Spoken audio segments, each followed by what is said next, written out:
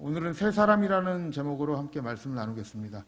아까 이 오디오가 물린다 그러죠. 피아노 소리와 함께 성경 공독이 같이 들어가서 말씀을 잘 못 찾으신 것 같아요. 그래서 에베소서 4장 20절에서 24절까지의 말씀 이렇게 펼쳐 놓으시고 함께 말씀을 보셨으면 좋겠습니다. 자, 사람이 이제 젊었을 때는 꿈을 많이 꾸는 것 같아요. 나이가 들면서 이제 꿈이라는 게 없어지는데 어렸을 때는 꿈이 많았던 것 같습니다. 특히 제가 어린 시절에 보통 아이들이 가졌던 꿈들은 어른들의 그 주입식 꿈이었죠. 대통령이었어요. 아시죠? 근데 조금 연차가 좀 지나다 보니까 제가 이제 한 전도사 시절 때 애들에게 꿈을 물어보면 대통령이라고 대답하는 아이들은 거의 없었습니다. 그때만 해도 이제는 꿈이 변해서 연예인이라는 그 꿈을 안고 살아가는 학생들이 많았습니다. 근데 지금은 또 다르더라고요. 요새 시대는 연예인들보다도 유튜버가 되겠다. 들어보셨죠? 그래서 유튜버가 되겠다는 애들이 생각보다 또 많아지고 있는 현실입니다. 성도님들은 어떻습니까? 어떤 지금 시대의 꿈을 가지고 살아가고 계십니까?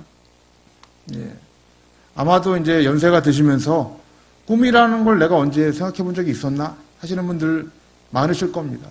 근데 그거는 이제 성도님들 뿐만 아니라 저도 그것을 이렇게 잊어갈 때가 있는 것 같아요. 그런데 그 꿈이라는 게 언제 생기냐면 하나님의 말씀을 대할 때, 또 하나님의 원대한 그 계획을 내가 발견하게 됐을 때, 내가 이 꿈을 가져야겠구나라고 생각이 되는 거예요. 그러니까 그냥 내가 내 욕심대로의 꿈이 아니라 하나님의 말씀을 보았더니 나에게 비전을 주시더라라는 거예요. 근데 성도님들에게도 저는 오늘 이 말씀을 들으시면서 하나님의 이 계획을 좀 우리가 생각을 하시면서 혹시나 이런 비전들이 좀 사라지고 있으셨다면 또 마음에 또 이런 하나님의 말씀 안에서의 비전을 품는 귀한 시간이 되길 바랍니다. 이 에베소서를 보면요, 하나님께서 우리 성도들을 향해서 어떤 비전을 품으시고 이 세상을 창조했는지에 대해서 분명하게 말씀을 하고 있죠. 그 말씀에 대해서 우리가 좀 찾아볼 건데요. 에베소서 1장 3절에서 5절 말씀을 보면 하나님께서 이런 계획을 가지고 계셨어요. 말씀을 띄워주시면 우리 한번 함께 읽어보겠습니다. 시작. 찬송하리로다.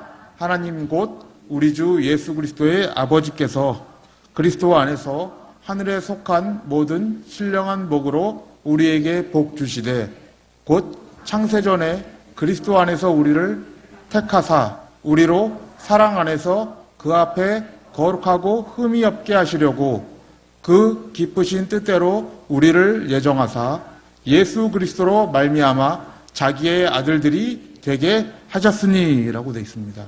이게 하나님이 이 우리를 향한 원대한 꿈이었다는 거예요. 그러니까 하나님께서 우리에게 영적인 복을 주시기로 작정을 하신 거예요. 그 영적인 복을 무엇이라고 말씀하고 있냐면 이렇게 말씀하고 있죠. 그리스도 안에서 그 사랑 안에서 우리를 거룩하고 흠이 없게 만드시는 거예요.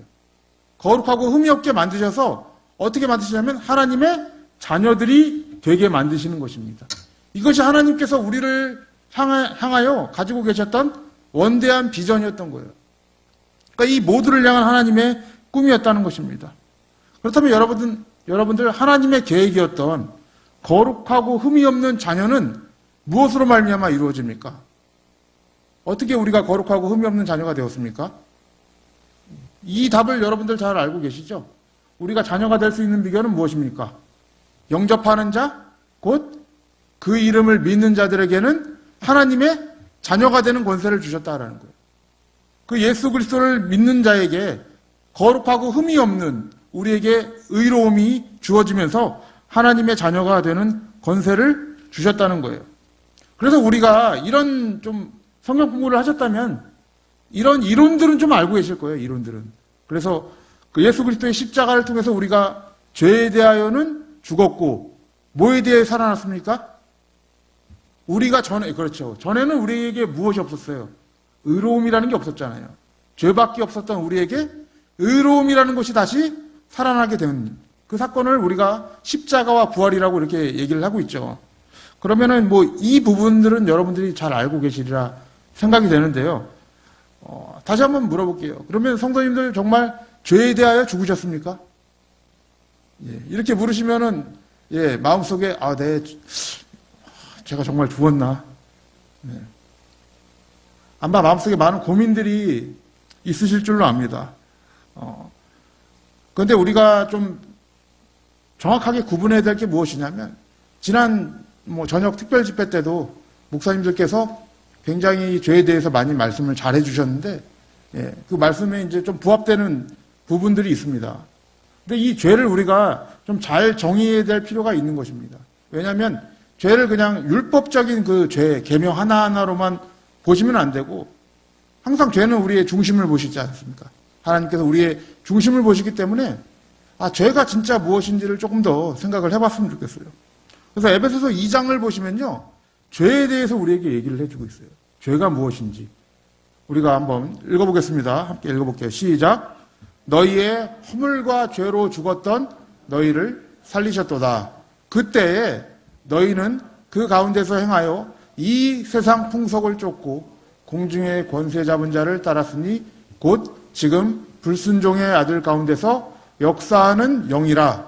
전에는 우리도 다 그 가운데서 우리의 육체의 욕심을 따라 지내며 육체와 마음에 원하는 것을 하여 다른 이들과 같이 본질상 진노의 자녀였다라고 말씀하고 있죠.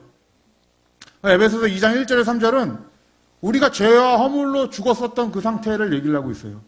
그러니까 하나님이 보실 때는 영적으로는 죽어있는 자들이죠. 아무런 생명력이 없는 그 죄와 허물의 상태를 어떻게 얘기하고 있냐면 이렇게 얘기를 하고 있는 거예요. 2절 잠깐만 띄워주시겠어요? 2절을 띄워주시면은 그때에 어떻게 지냈다고 얘기를 합니까? 이 세상 풍속을 쫓았다고 얘기를 하죠. 그러면서 뭐라고 얘기하시냐면 공중의 권세 잡은 자를 따랐다. 그럼 공중의 권세 잡은 자가 무엇입니까? 그 뒤에 설명하고 있죠. 지금 불순종의 아들들 가운데서 역사하는 영이다라고 얘기해요. 그럼 누구에게 불순종하는 거예요? 당연히 하나님께 불순종하는 그 영이다라고 얘기해요. 근데 이 영을 여러분들, 보통 신학자들은 영을 이 정신이나 원리로 지금 해석을 많이 합니다. 이 부분을. 그래서 이 세상을 풍속을 쫓고 공중의 권세 잡은 자를 따라갔다는 것은 우리가 하나님께 불순종하는 그런 원리대로 그냥 흘러가며 살았다라고 이렇게 볼 수 있는 거예요, 여러분들. 여러분, 이 죄를 범한 그 처음의 현장을 한번 생각을 해보세요. 그 처음의 현장이 아담과 하와의 죄였죠. 하와가 죄를 어떻게 범하게 됩니까? 그 나무를 보았을 때 어떻게 해요?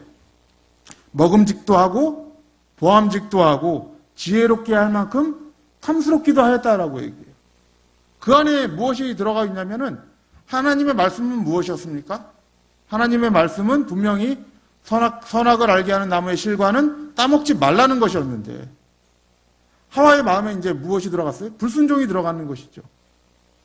자기의 기준에 자기가 재판관이 되어서 그 나무를 보았더니 어떻게 되는 거예요? 먹음직도 하고 보암직도 하고 지혜롭기도 할 만큼 탐스럽게 된 거예요. 그러니까 자기의 기준으로 넘어가 버린 거예요. 그래서 그 선악과를 따먹게 되는 그 말씀에 불순종하게 되는 거예요. 그것을 여러분 에베소서 2장 3절에서 이렇게 표현하고 있는 거예요. 2장 3절 다시 한 번만 띄워주시겠어요? 예. 그 가운데서 우리의 육체의 욕심을 따라 지냈다고 얘기를 하죠. 이게 중요한 것입니다. 죄의 근본적 원인은 여기에 있는 거예요. 우리의 육체의 욕심을 따라 지내며 육체와 마음에 원하는 것을 하여 다른 이들과 같이 본질상 진노의 자녀였다라는 거예요. 우리의 육체의 욕심을 따라가게 되면 곧 하나님께 어떻게 될 수밖에 없다는 거예요? 불순종할 수밖에 없다는 거예요, 여러분. 죄는 바로 거기에 있는 거예요. 그러니까 우리가 율법을 그냥 이렇게 십계명을 놓고 이것을 잘 지켰냐 안 지켰냐를 논하는 그런 문제가 아니라 우리의 마음을 놓고 지금 내가 무엇을 중심으로 따라가고 있느냐의 문제가 바로 죄악의 문제라는 것입니다. 그래서 여러분 이 세상을 여러분 요한일서에서는 어떻게 정의하냐면 이렇게 정의를 해요. 요한일서를 한번 띄워주세요. 2장 15절 16절 보면 이 세상의 것을 이렇게 얘기합니다. 함께 읽어보겠습니다. 시작. 이 세상이나 세상에 있는 것들을 사랑치 말라. 누구든지 세상을 사랑하면 아버지의 사랑이 그 속에 있지 아니하니 이는 세상에 있는 모든 것이 육신의 정욕과 안목의 정욕과 이생의 자랑이니 다 아버지께로 쫓아온 것이 아니요 세상으로 쫓아온 것이다 라고 말씀하고 있죠. 분명한 게 무엇이에요? 세상에 있는 모든 것이 무엇을 따라왔대요? 3절 한번 띄워주세요. 3절이 아니죠. 16절. 16절 한번 띄워주세요. 세상에 있는 모든 것이 무엇을 따라왔다고 얘기하고 있습니까? 육신의 정욕과 안목의 정욕과 이생의 자랑을 쫓아왔다고 얘기를 해요. 세상을 그렇게 정의하고 있는 거예요. 그냥 어디서 어떤 무슨 모르는 이상한 영이 나를 미혹한 게 아니라 세상에 있는 것은 무엇이냐면 우리의 정욕을 얘기를 하는 거예요. 그러니까 세상을 따라갔다는 말은 바로 자기의 정욕을 따라갔다는 말하고 같은 말입니다, 여러분들. 그래서 육신의 정욕, 안목의 정욕, 이생의 자랑에 휩쓸려 살아가는 거예요. 그걸 뭐라고 얘기하냐면 죄라고 얘기를 하는 거예요. 그래서 아까도 우리가 서두에 얘기했지만 하와가 그 범한 범죄를 보세요. 보암직도 하고 먹음직도 하고 이렇게 얘기하지 않습니까? 그게 뭐예요? 보암직도 하다는 건 내가 본대로 행하겠다는 거 아니에요, 여러분들. 내 기준대로. 그게 무엇입니까? 안목의 정욕 아니겠습니까? 먹음직도 하고 내 육신의 정욕을 쫓아가겠다는 거예요. 지혜롭기도 할 만큼 탐스러웠다. 그 지혜를 누구에게 자랑하려고요, 여러분들? 자기가 지혜의 재판장이 되려고 하는. 그런 원리가 무엇이냐면 바로 죄라는 것입니다, 여러분. 그걸 뭐라고 얘기하냐면 성경이 죄와 허물로 죽은 상태라고 얘기하는 거예요. 제가 왜 이렇게 길게까지 이렇게 서론을 얘기를 하냐면 오늘 말씀에 있는 그 용어가 하나 있어요. 그 어려운 용어인데 그게 뭐냐면 옛사람이라는 용어예요. 오늘 본문 제목이 새 사람이지만은 우리가 먼저 알아야 될 건 바로 옛사람이라는 거예요. 근데 그 옛사람이 뭐였냐면 지금까지 제가 설명드린 거예요. 육신의 정욕, 안목의 정욕, 이생의 자랑을 따라갔던 그 세상 풍속을 그냥 그대로 따라갔던 우리의 마음에 원하는 대로 그냥 행했던 그 상태, 그걸 뭐라고 얘기하냐면 죄라고 얘기하는 거예요. 그러면 여러분들 다시 한번 물어볼게요. 여러분들은 죄에 대하여 죽었습니까? 지금 여러분들이 지금 이 살아가고 있는 이 행태가 정말 죄에 대하여 죽은 건가요, 여러분들? 그런 거예요. 한번 여러분 자신을 돌아보시길 바랍니다. 무엇을 따라서 내가 지금 신앙생활을 하고 있고 무엇을 위하여 내가 지금 신앙생활을 하고 있는지 한번 돌아보셨으면 좋겠습니다. 그래서 오늘 본문은 이렇게 권면을 하고 있어요, 여러분들. 22절 말씀 함께 읽어보겠습니다. 22절 말씀. 자, 함께 읽어볼게요. 시작. 너희는 유혹의 욕심을 따라 썩어져가는 구습을 쫓는 옛사람을 벗어버리라 라고 얘기해요. 옛사람은 어떻게 하라고 얘기해요? 벗어버리라 라고 얘기하고 있습니다. 근데 그 옛사람이 뭐였습니까? 지금까지 얘기했던 것이죠. 유혹의 욕심을 따라 썩어져가는 구습을 쫓는 것, 그것을 지금 옛사람이라고 말씀하고 있는 거예요. 그것은 버려야 할 것이다 라고 얘기하는 것입니다. 왜냐하면 그 상태로 계속 머물고 있으면 죄와 허물로 죽은 상태이기 때문에 그래요. 그래서 우리의 정체성을 오늘 더 확인해야 되는 것입니다. 우리가 내가 지금 어떠한 정체성으로 살아가고 있는지를 깊이 생각을 하셔야 됩니다. 왜냐하면 오늘 말씀 20절 말씀을 보세요. 20절 말씀을 보시면 이렇게 말씀을 하고 있죠. 오직 너희는 그리스도를 이같이 배우지 아니하였다라고 얘기를 해요. 적어도 그리스도를 배운 자들은 옛사람의 상태로 살아가지 않는다. 벗어버린다라고 얘기하고 있는 거예요. 생각보다 무서운 얘기입니다, 여러분들. 그냥 안일하게 살아갈 수 있는 그런 얘기가 아니라 아예 옛사람의 그 지겨운 그런 정체를 우리가 지겹도록 파악해서 날마다 우리를 살펴서 전에도 목사님이 얘기하셨잖아요. 날마다 죽는 그런 인생이 되지 않는 한 우리가 그 죄악에서 벗어나기라는 쉽지 않은 거예요, 여러분. 그리스도의 십자가 앞으로 나가지 않는 한 우리가 욕심을 그 십자가 아래서 내려놓지 않는 한 우리는 늘 그 정욕에 휩싸여서 살아갈 수밖에 없는 것입니다. 그 옛 본성, 옛 사람의 본성인 거예요. 그래서 21절 말씀에 이렇게 말씀을 하고 있죠. 진리가 예수 안에 있는 것 같이 너희도 과연 그에게서 듣고 또한 그 안에서 가르침을 받았을진데 라고 말씀하고 있죠. 그러니까 적어도 그리스도에 대하여 배운 사람이라면 그 안에서 듣고 가르침을 받은 사람이라면 무엇을 따라갈 수밖에 없는 거예요? 자기 욕심을 따라서는 살아갈 수가 없는 거예요. 이게 여러분 성경이 우리에게 예수 그리스도를 보내신 목적이에요, 여러분. 그 전까지는 우리가 이렇게 생각을 했을 거예요. 그냥 내가 죄를 회개하면 그냥 하나님이 그냥 용서해 주시고 나를 천국 보내주신다라는 어떤 이런 복음 안에서 갇혀 있을지도 모릅니다. 이게 틀렸다는 얘기가 아니에요, 여러분들. 근데 복음은 그렇게 가벼운 것은 아닙니다. 파고들면 파고들수록 어렵고 파고들면 파고들수록 심오하고 내가 그 안에서 어떠한 방향으로 나아갈지를 제시해 주는 것이 바로 복음인 거예요, 여러분들. 신앙이 행위적으로 물들게 되면요, 회개 기도도 어떻게 변하는지 아세요? 내 행위로 변하는 거예요. 내가 회개 기도했기 때문에 하나님은 용서해 주신다라는 이상한 공식을 만들게 되는 거예요, 여러분. 내가 회개 기도를 했기 때문에 용서를 해주는 게 아니라 그리스도의 십자가로 말미암아 내가 용서를 받은 거예요, 여러분. 그 십자가를 의지함으로 내가 회개 기도를 하는 것이지 기도를 해서 용서를 받는 것은 아닙니다, 여러분들. 그 순서를 우리가 분명하게 여러분들 생각하셔야 돼요. 그게 안 되면 무엇으로 변하냐면 자기 정욕으로 변한다니까요. 내가 기도하는 것도 정욕으로 변하는 거예요. 나의 목표 안에서. 그래서 여러분들, 우리는 스스로 우리의 정욕을 컨트롤할 수가 없어요, 사실은. 그렇기 때문에 오늘 말씀에서 옛사람을 벗어버리라 라고 말씀하신 다음에 그리스도를 배운 자는 어떻게 해야 되느냐? 23절에 이렇게 말씀하고 있어요, 여러분. 우리 함께 한번 읽어보겠습니다. 자, 시작. 오직 심령으로 새롭게 되어라 라고 말씀하고 있습니다. 심령으로 새롭게 되어야 돼. 이 헬라어 단어를 이제 좀 정확하게 펼쳐보면요, 여기에는 마음에 있는 성령이라고 기록되어 있습니다. 그러니까 우리가 새롭게 될 수 있는 그 방법을 제시해주고 있는데, 그건 무엇으로 말미암아? 성령으로 말미암아 우리의 마음이 새롭게 될 수 있다라고 얘기하고 있습니다. 그래서 요한복음에서도 예수님께서 니고데모에게 가르치실 때 물과 성령으로 거듭나지 아니하면, 물과 성령으로 새롭게 되지 아니하면 하나님의 나라를 어떻게 할 수 없대요? 볼 수 없다고 얘기를 해요. 굉장한 얘기죠. 우리는 하나님의 나라에 들어가는 것만 얘기를 하는데 예수님은 이 땅에서 그 하나님의 나라를 볼 수 없다고 얘기를 하는 거예요. 성령이 아니면 그 하나님의 나라를 볼 수 없는 거예요. 그래서 성령이 우리 안에 어떻게 역사를 하십니까? 일반적으로.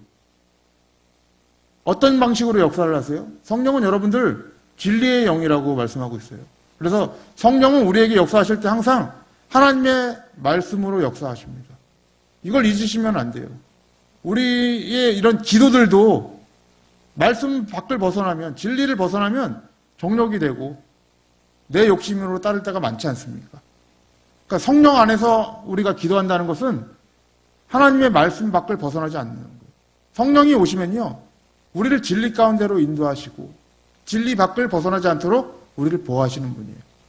그래서 여러분들 에베소서 6장을 보시면요, 성령에 대하여 이렇게 표현을 하고 있어요. 6장 17절 말씀 함께 읽어보겠습니다. 시작.